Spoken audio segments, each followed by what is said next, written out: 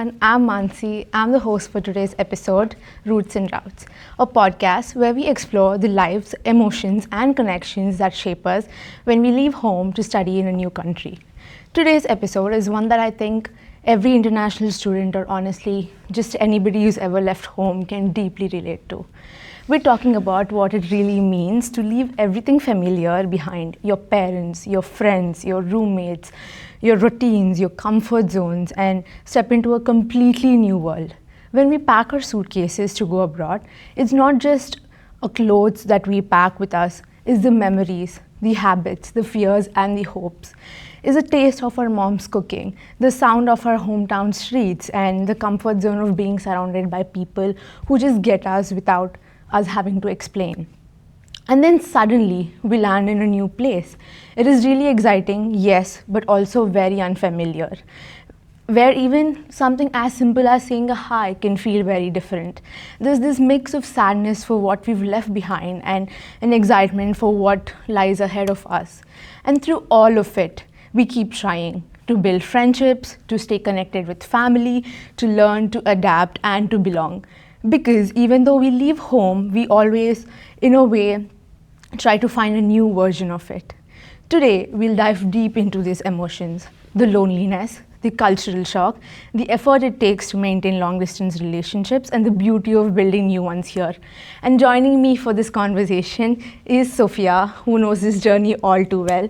She's originally from the US, but is studying in the University of Edinburgh, and right now she's doing an exchange in Hong Kong for a year. Welcome, Sophia. Thank you. Yes, hello everyone.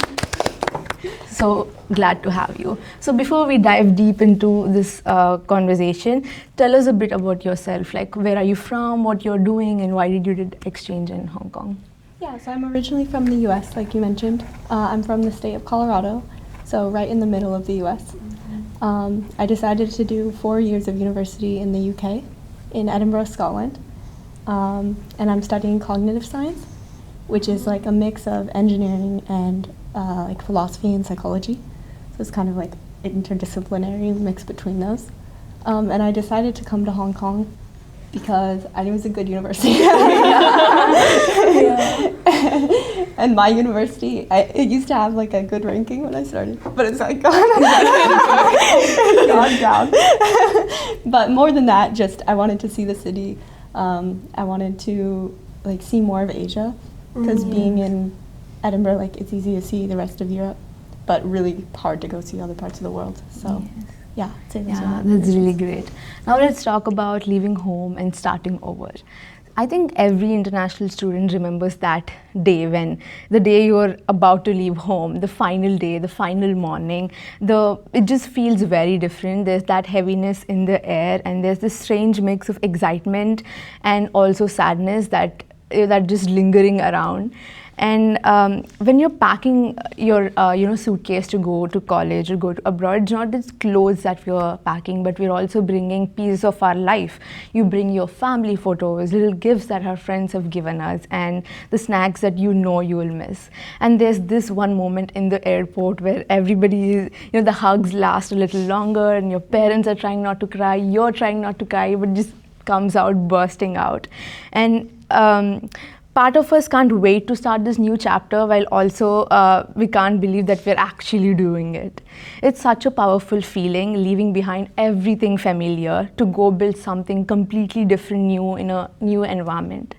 You're not just moving countries, you're rewriting your routines, we're writing your support system, and also your sense of identity.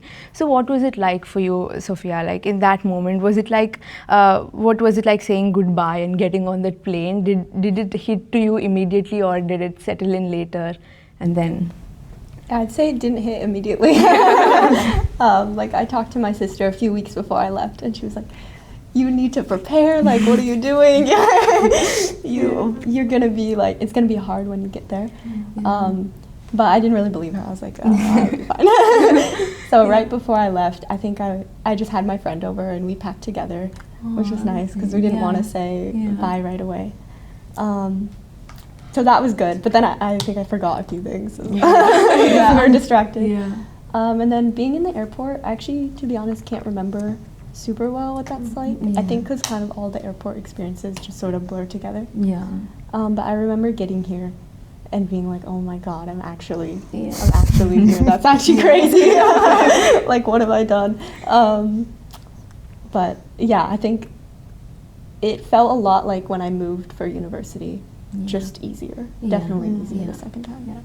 For me, I had like this strange mix of pride that I was doing something that I've always wanted to do, and something that my parents wanted to do, but they didn't have the opportunity to do that. And I've like also sadness that I'm leaving behind the life that I knew for the past 18 years. And I was really excited as well for what is to come. And I think in that moment, there'll be that shift in your mind that you're starting something new, you're getting into the version of yourself that you don't quite know yet. So it was like a very overwhelming feeling for me. Yeah, I like that way of putting it. Like, like, oh my god, this is crazy. Like, who am I? Now let's talk about maintaining connections back home.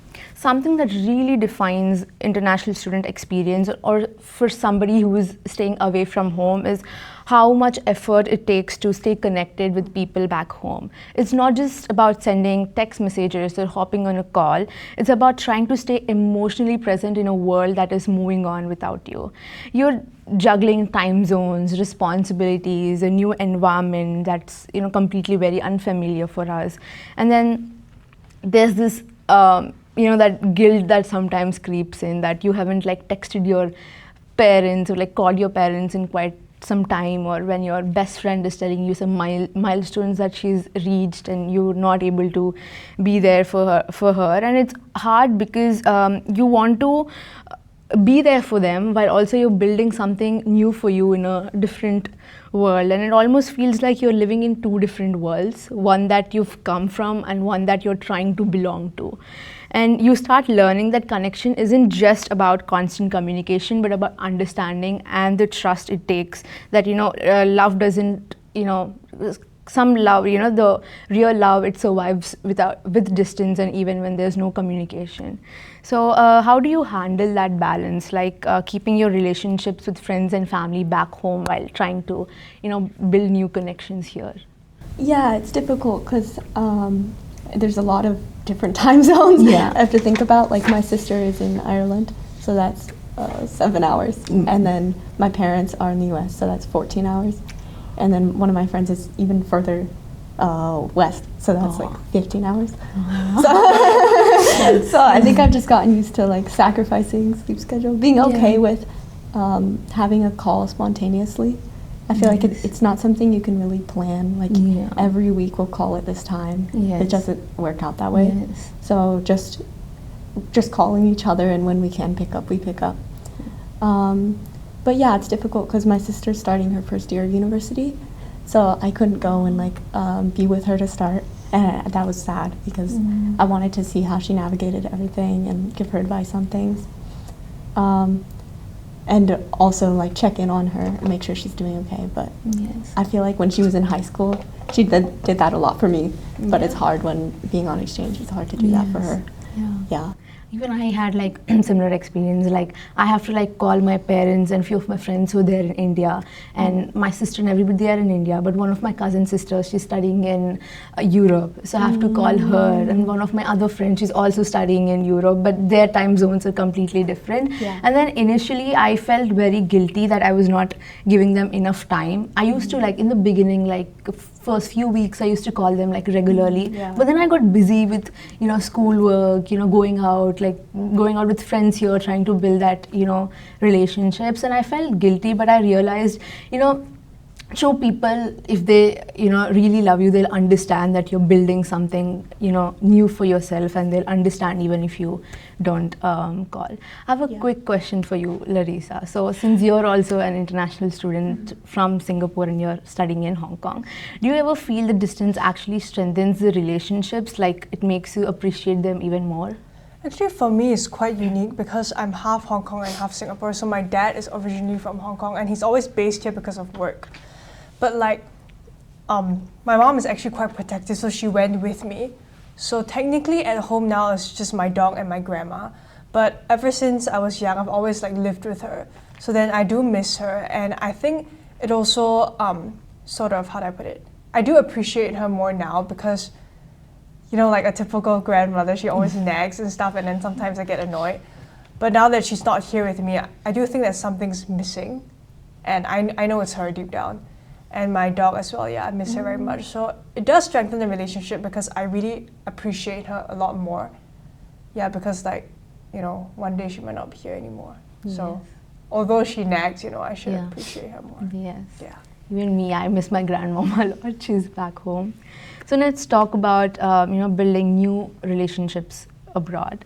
You know, when you move to a new country, it's like you hit a reset button to your entire social life. You arrive in this completely new place surrounded by people that you've never met before, like from different walks of life, different cultures, and suddenly you're expected to start everything from scratch again. It's new social norms, new culture, like new humor, new everything. It's exciting, but it can also be very intimidating because back home you already have that support system. You have that people that you're surrounded with that get you. Like you don't have to communicate or like you don't have to, you know, explain to them. They just get it. But when you're coming here, you're starting everything from fresh again, and then yeah, like I think it makes even more interesting that friendships here are built faster, I feel like, because there's this shared sense of being away from home, or like, you bond over small things, like, you like struggling to find the right bus stop, or like, or missing familiar food, or like laughing about culture shock moments. But at the same time, you're still figuring out who you connect on a deeper level with, beyond just shared experiences. What was it like for you, making new friendships when you first shifted from UK to the US, and now that you started it again, like you came to Hong Kong? Yeah, when I moved to the UK initially, I didn't really know what to do, so I didn't reach out to anyone in advance, and I definitely regret that. I recommend people when they're moving to a new place, definitely try to like plant some seeds of something, like reach out to someone you might know or some like family friend, and just try to get to know people, because then when you're there, it's easy to set something up, because people get so busy right away, you know? So yeah, I'd definitely say it takes a few months, and it took like at least a month here to feel kind of like it's natural, and it's not like, oh my god, I'm so busy, like what do I do? So yeah, it takes a lot of time to adjust, I think, to making new friendships. Yeah, even for me, like in the beginning, like I felt like I was still not in that rhythm yet. Like it was like meeting people, like talking to them, but I still felt like, oh, maybe this is not what I'm looking for. Like maybe this is not completing me.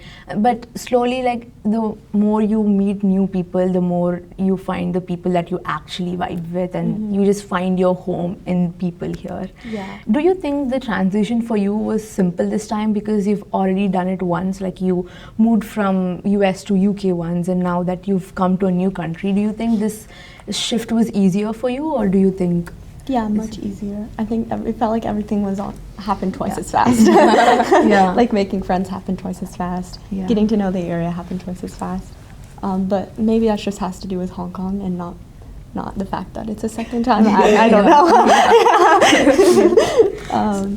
Yeah. So I've always found it really interesting how like friendships abroad is just the two-way thing. Like as an international students, we're often figuring out how to fit into this new culture, but there's also perspective of locals, like who see so many people coming from different cultures, like different countries. So both the GGs.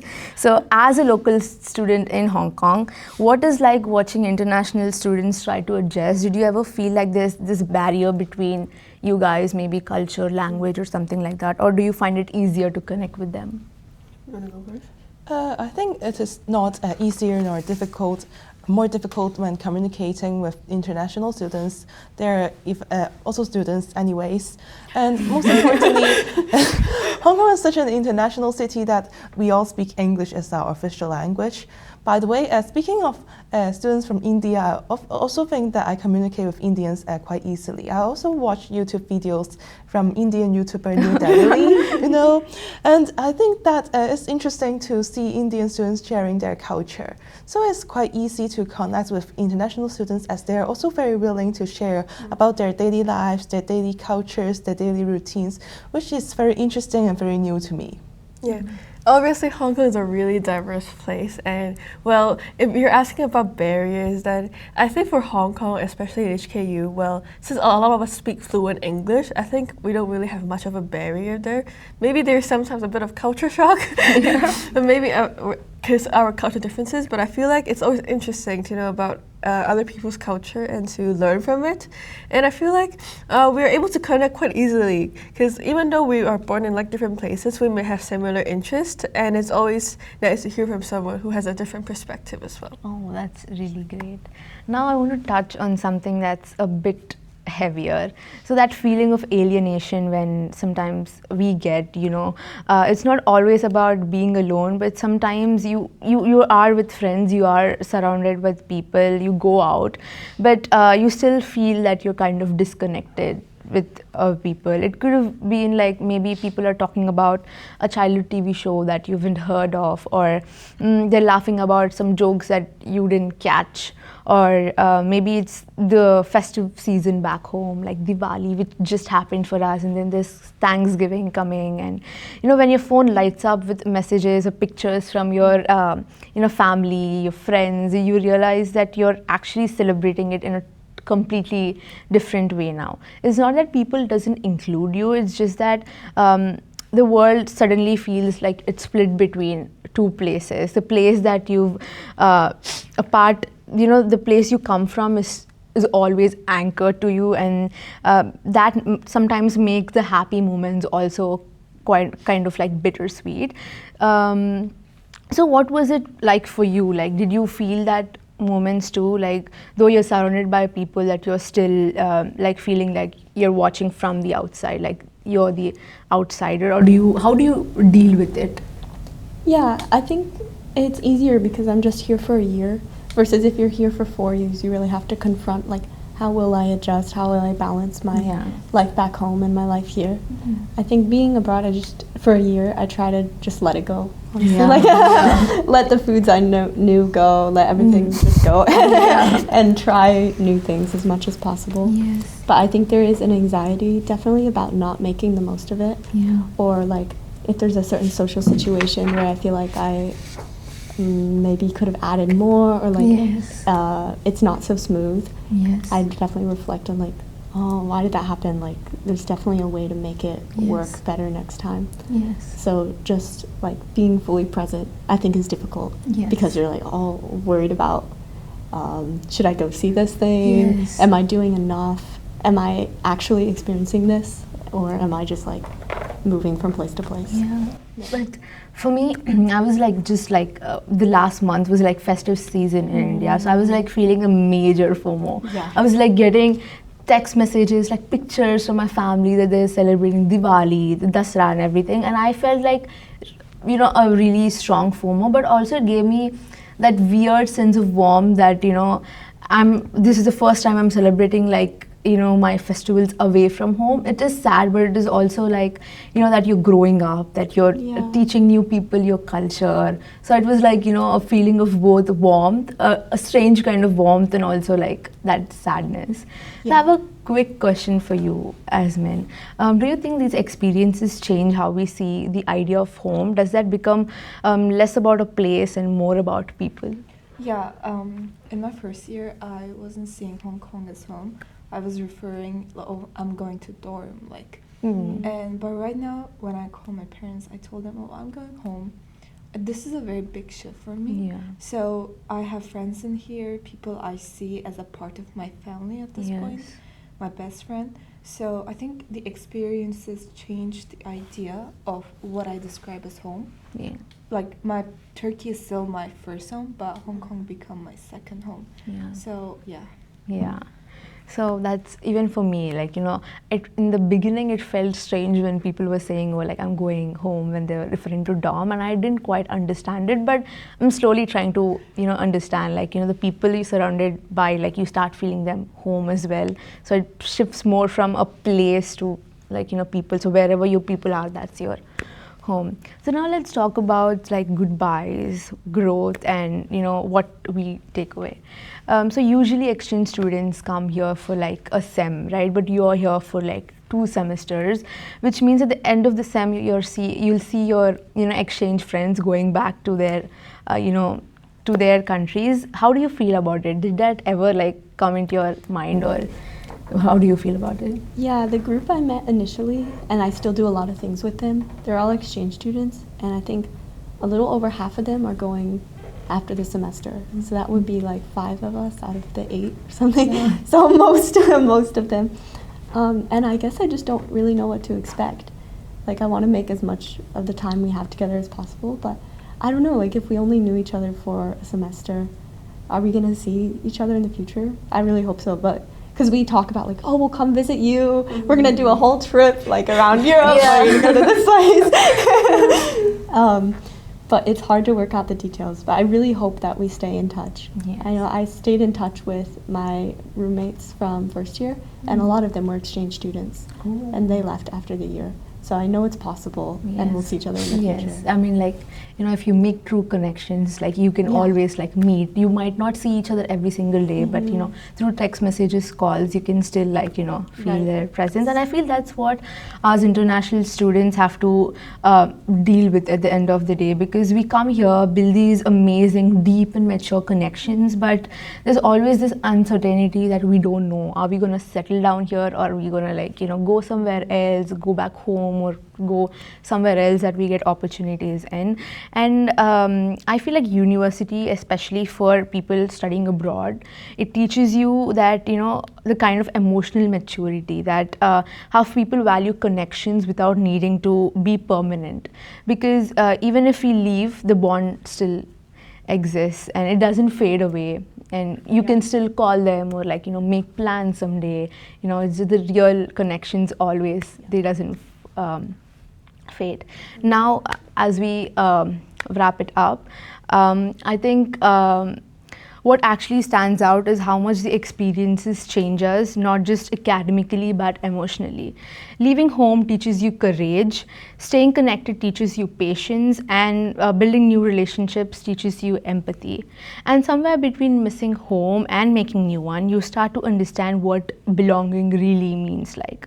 For anyone listening, whether you're about to go abroad or already are overseas or welcoming international students to your community, remember this: you don't lose home when you leave. You carry it with you, and you build new versions of home wherever you go, every step you take. Thank you so much, Sophia, for being part of this podcast. Thank you so much for having me.